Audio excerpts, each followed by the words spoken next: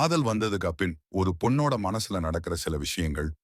அவன் பேசுற ஒவ்வொரு வார்த்தையும் சேவ் பண்ணி ரிப்பீட் பண்ணுவான். அவன் டிபி மாத்தினாலே இதுல யாருக்காகன்னு மைண்ட்ஃபுல் ஆஃப் கொஸ்டின்ஸ்.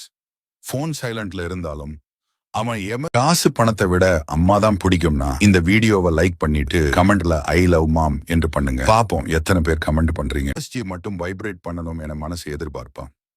அவன் பேருக்கு முன்னாடி மிஸ்டர் மை லைஃப்னு அன்அஃபிஷியல் டைட்டில் வச்சிருப்பான். அவன் டைப் பண்ணும்போது இதை பார்க்கறதுக்கு மட்டும் வாட்ஸ்அப்ல 10 மினிட்ஸ் வெயிட் பண்ணுவான். Love songs, status quotes and secret diary எல்லாமே அவன் கதை மாதிரி. அவனால ஹர்ட் ஆனாலும் அவன் சாரி சொன்னாலே மெல்ட் ஆயிடுவான். அவ கண்ணுக்குள்ள அவன் ஃபியூச்சரை கண்டுபிடிக்க ஆரம்பிக்கிறாள். அவன் நம்ம கிட்ட இருந்து தூரம் போயிட்டா நான் எப்படி இருக்கேன்னு எண்ணி ஒரு மூச்சு விடுவான். ஒரே ஒரு ஹக்ல அவக்கு என்டையர் வேர்ல்ட் சேஃப்டி ஃபீல் ஆகும். காதல் வந்தா கேர்ள்ஸ் சேஞ்ச் ஆக மாட்டாங்கன்னு யாரு சொன்னது? அவங்க பேசுறதை விட மனசுக்குள்ள லவ் டயலாக்ஸ் நிறைய பேசுவாங்க.